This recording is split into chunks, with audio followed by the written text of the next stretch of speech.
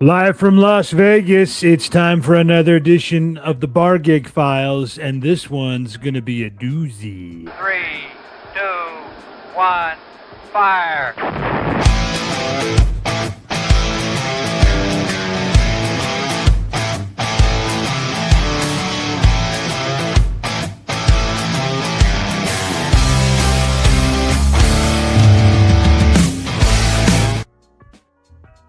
This is going to be a good one, guys. We got Atlanta's funniest clean comic joining us today for the Bar Gig Files to tell us how is it doing clean comedy at a bar gig?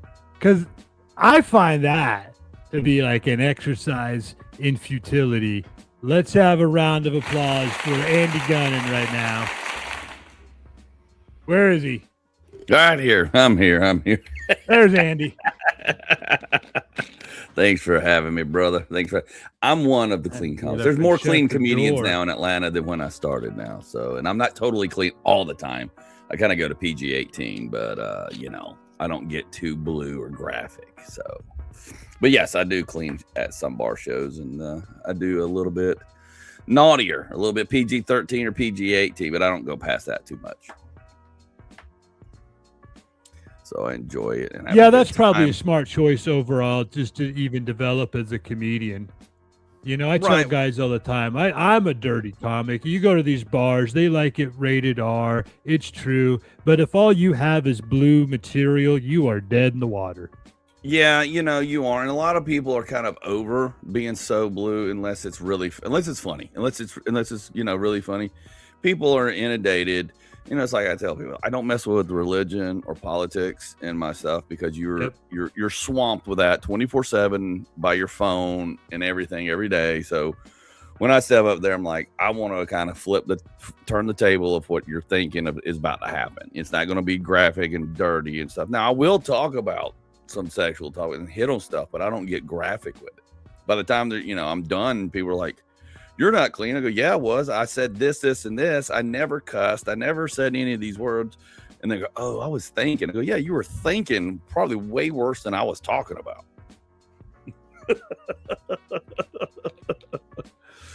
And that's starting right. clean. And they want to project that onto you.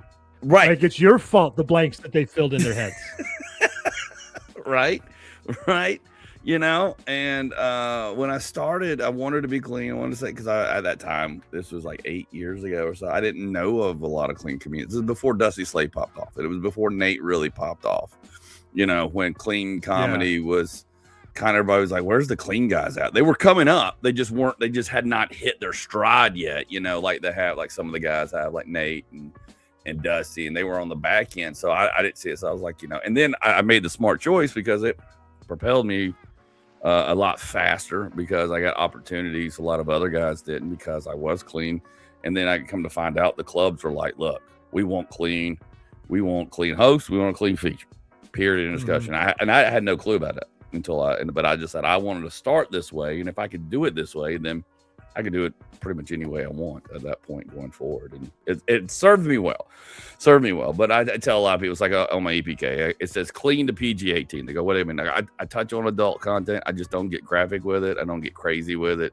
I'm not here to offend you. I'm not here to piss you off. I'm not here to change your orientation or your voting or you going to church tomorrow, you feel like you just walked out of Satan's butthole. But, it's...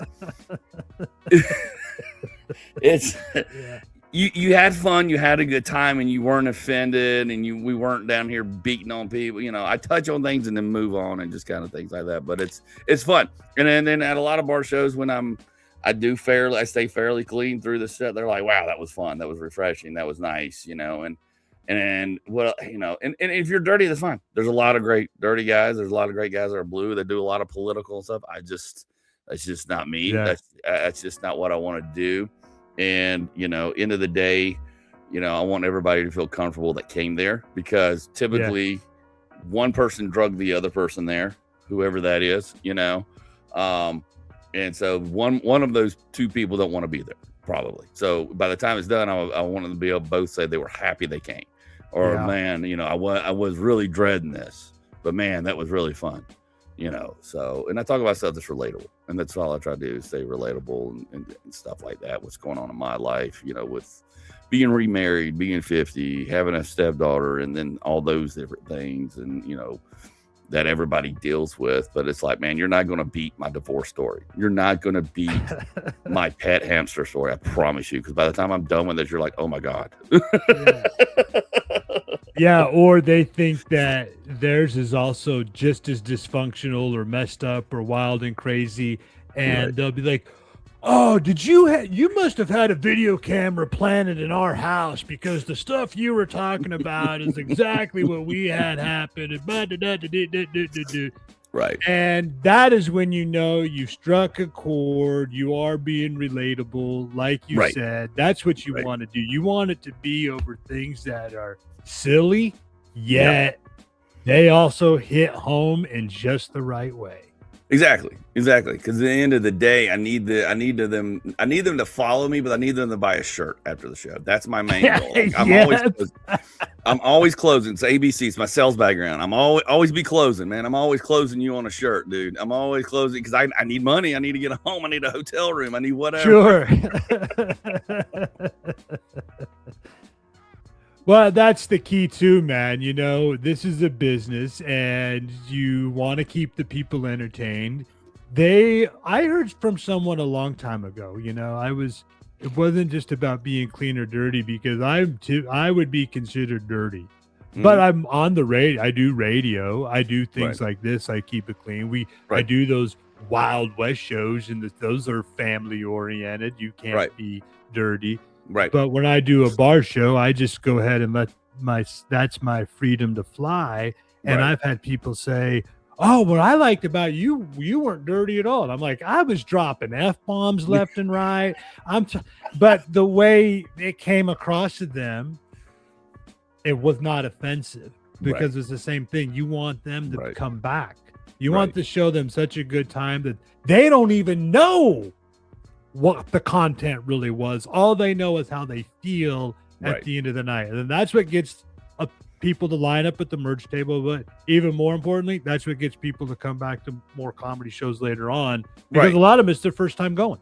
Right. No, that is true. A lot of them is their first time going. A lot of them, a lot of the places, first time hosting a show, or it's their second show, and the first one may have not went well, or they don't know. It's like, man, I'm not here to drive a stake in your business. I'm here for people to go out there and go, man, we had a great time at blah, blah, blah steakhouse, or blah, blah, blah. You got to go back. I'm conscious of that as well. It's not just, I'm not just there to be self-serving to me and my comedy.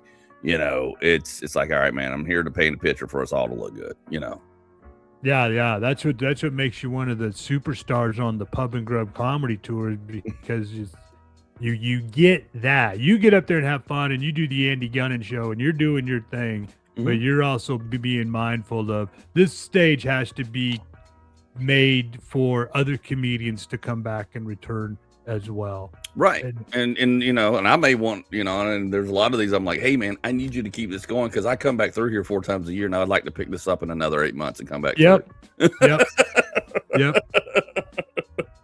And you're also you've been on Hulu, Netflix. Yeah, I've been on Hulu, Netflix. I've been on about 40 TV shows and movies today. A bunch of TV shows. When crowds hear that credit, do they treat you any different?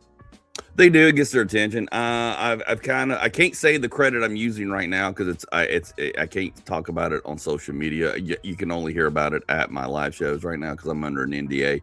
But typically the one I was using was, because that everybody knows, is Ozark, Netflix Ozark. Like, it's people's attention because they know Netflix and they know Ozark, whether they've seen it or not. You wouldn't believe how many people come, man, I've been meaning to watch that show. Where are you at? I was in season 4, episodes 3, episodes 8. Well, I didn't make it that far. Well, I guess you need to go home and watch, so because they'll sit there. It gets their attention because they sit there and look at you and go, they're trying to place you. Yeah, like, I've seen the show. Are you sure? And then after the show, they go, all right, what episode? I've been trying to place you all night. I go, you not listen to me? You were just sitting there thinking about this the whole night? They go, no, not really. It was a great show. But by the way, what episode? I was like, man, I was an attorney. I was in this scene. By the way, I knocked Jason Bateman off the sidewalk 18 times. He got mad at me, and the assistant director yelled at me.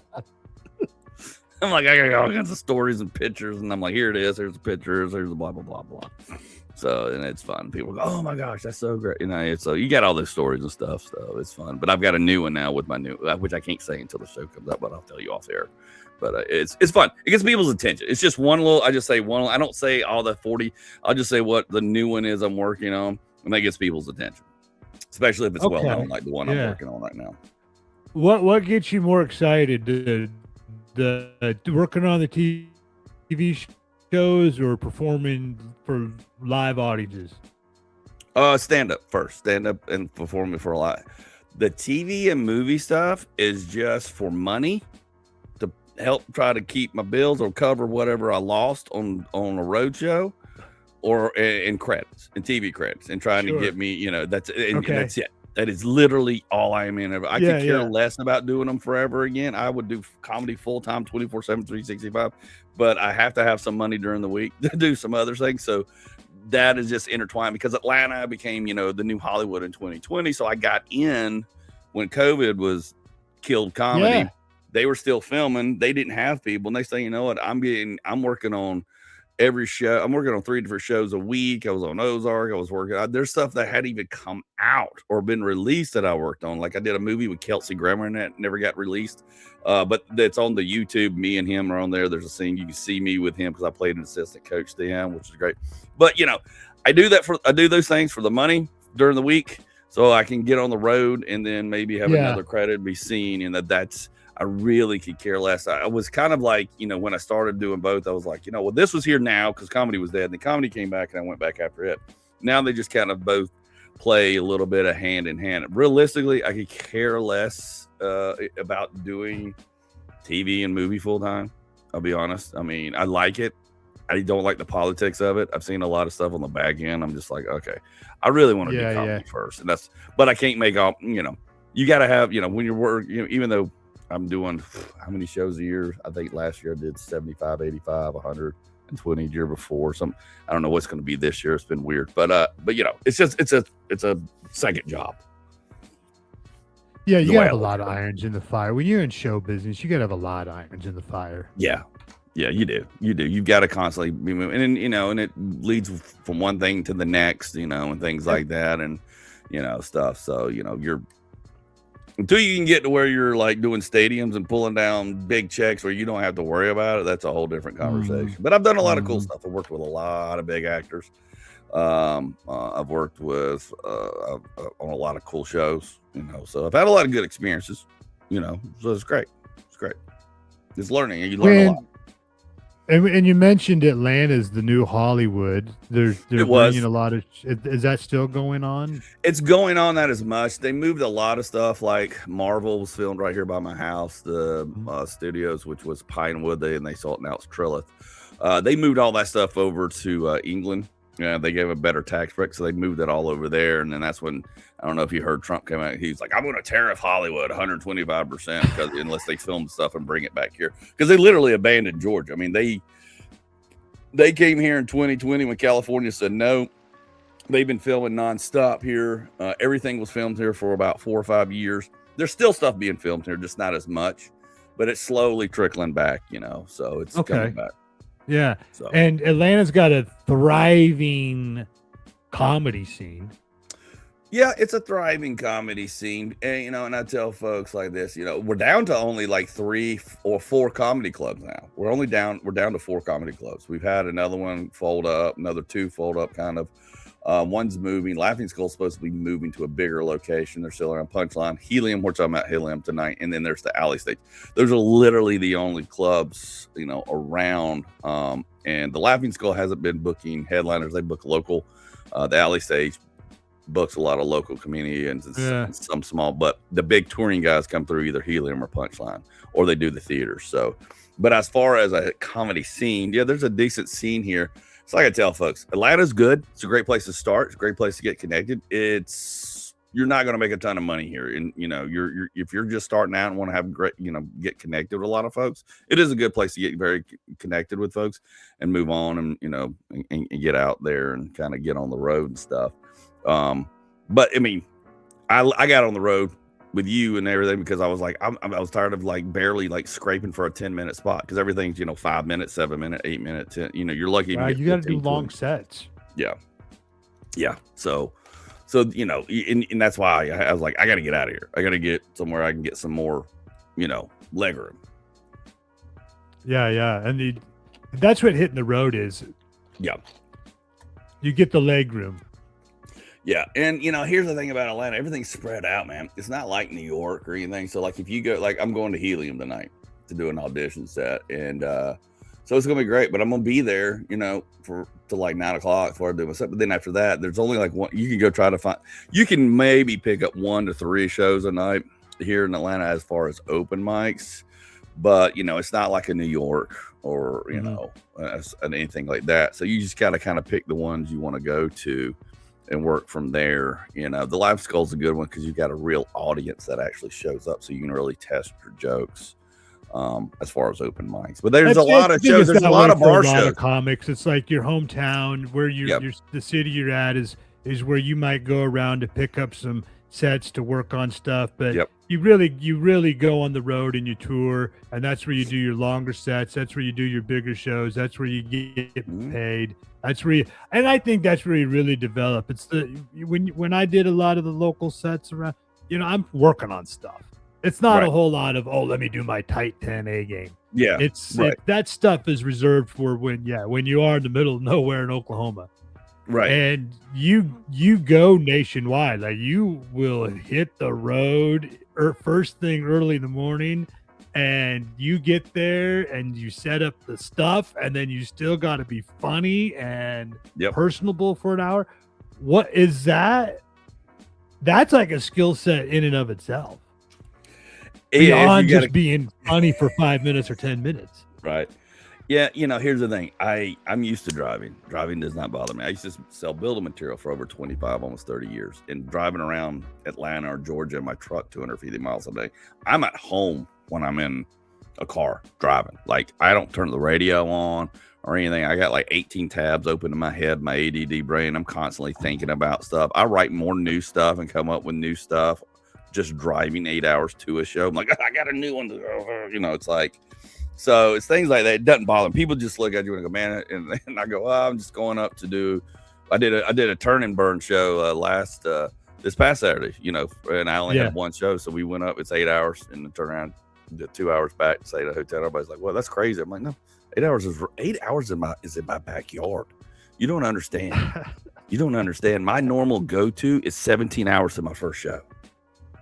12 to 15, and then work your way back. And then I work my way back, and they're like, "What?" And I'm like, "Dude, I'll do a 3,000 mile loop before you even blink on a weekend."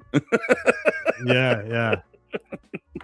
But no, you know, and then sometimes you do kind of get tired, traffic, you're frazzled. But you know, when I do things like that, I break them up. I'll leave a day before. Like if I have a 12-hour run, I won't do it on the way to the show. I'll break it up. I'll drive 6-8 hours, stay somewhere, so the next day it's easy and I just roll in. I'm fresh and I'm ready and I'm not frazzled. I tell everybody, say 12 hours, you better break it up. You know, find you a cheap motel somewhere or a casino for a free room or whatever, and then that way the next day when you roll in, you're only driving 4 hours and you're fresh and ready to go. I'll do a 12, 5, 15, you know, home, but not to the show. That's just I'll leave a day early. I always leave a day early. It's worth the hotel money to me to have to show up and be ready to go. It's worth the $50-$60 and just, you know, it really is. Because if not, you will burn yourself out, and then you could be late to a show, or you could miss, you know, it's just too much to do, people. I always said when I started doing comedy, when I started getting paid, you know, I was like, I'm never going to be one of those comedians that says, I missed my plane. The plane broke down. We were flying the day of the show, so the show's canceled. I never want to do that. That is. I feel like, to me, you should be able to fly out the day before. What did you have to do that was so, the day before? Now, if you had something big, that's one thing. That's different. But typically, it's like, man, what did you have to do on Wednesday before to get in there to that Thursday show? It's like, just take the day early, spend $100 for the hotel, so you're there for your show. Because I mean, if you don't do the show, you don't get paid. It's like, come on, man. It's like, that's just my take. That's well, you're old school. That's the old school way of looking at it. And a lot, it's when I was coming up, it was like, you missed the gig, it's your fault, no matter what.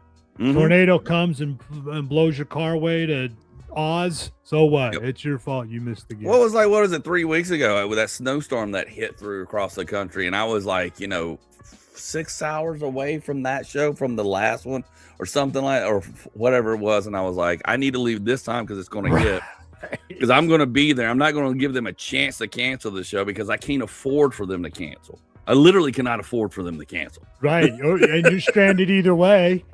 Yeah. We gotta do it. I'm stuck either way. Rule number 1, the show must go on.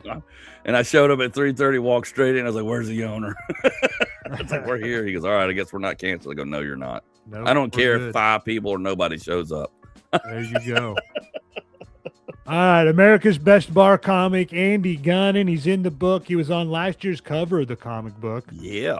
Yeah, you could have been on this year's cover too, but there's so many that are on there. Yeah. We got Mike Marvell, Steve Sabo. He's definitely got to be on there. Longhorn, Jim Norder. I was on it last year ahead of some Frank folks. I was like, I was honored. So no, I definitely didn't need to be on the cover this year. Yep. And all those guys we're going to have on more episodes of the Bar Gig Files. And what are you doing this weekend that you wanted to mention? Oh yeah, I'm in Bowling Green, Kentucky at Don's House of Comedy. They have moved locations. They have a new location at the Holiday Inn in Bowling Green, the convention center.